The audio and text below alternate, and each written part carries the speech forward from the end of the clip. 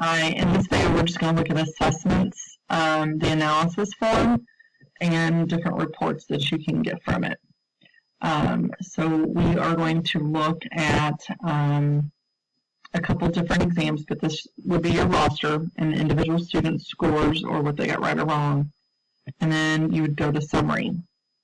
And there's two different ways you can get to this, through the individual assignment, through summary, or through reports, and I'll show you that in just a second. The summary gives you a good overall view. The analysis lets you see misconceptions really quick. So you can see, you might want to look at number 8 with the students. And I do pull this up with my kids on the board. They like seeing it. They like to see and compare, the growth from one assessment to another, or maybe it's one quiz for Learning Target 1, it's quiz 1 versus quiz 2. They like to see those. Student scores, this is going to give you every student that took the quiz in alphabetical order, so it's not going to align them by team or by teacher. Exam reports is going to give you, again, every kid, alphabetical order. So I don't use these too much here. I go through another way to get that. More, you want to click on classes, and 1 through 4 is me, 5 through 8 is the other teacher. You can see there was definitely a re-quiz on this one for both of us.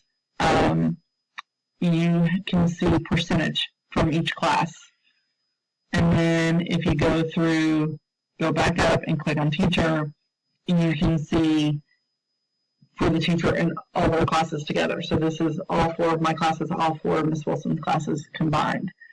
What I like to see more of this a little is when I go through reports, I can go through my individual classes, and I can just see just my second hour. And let's see here, go back to the exact same test that we looked at. So I can look at just my second hour and their assessment. I can do that with, it's going to transfer over to the item analysis. So I'm going to look, okay, was this really a troubled question? Number 8 was definitely a troubled question for this class. So I really want to hit this question hard with this class.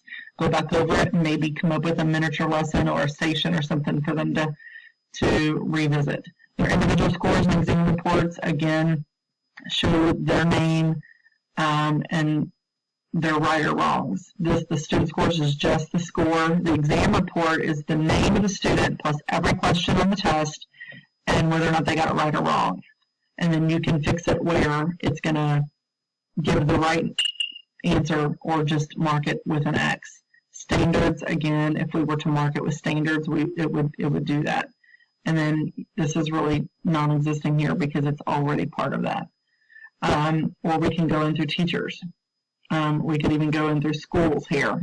So if we clicked on schools, it would pull up Scott County data, or Scott County Middle School data. But I focus a lot more on just the classes or maybe the individual students here for that. But that's a way you can print. You can also print, if I just want just my 4th hour for cells, then I'm going to come here and print out the exam reports for just that class.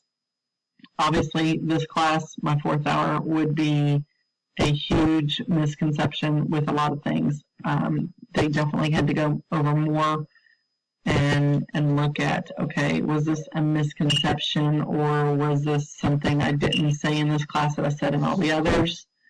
So you can look at those and see. And sometimes it boils down to it was misread by the students that didn't read the question all the way, they didn't read the answers all the way. So sometimes it's something they did and something you did, and sometimes it's a combination of both.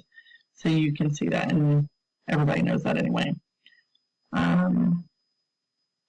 So classes, just to cover this.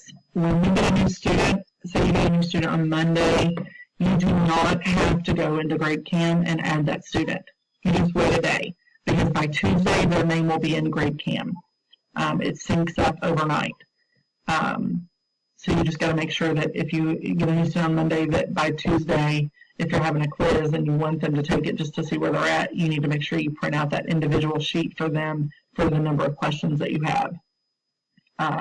So it's easy to do that too. And you can do current terms, change your terms. So, obviously it's not uploaded yet because the rosters are not finalized.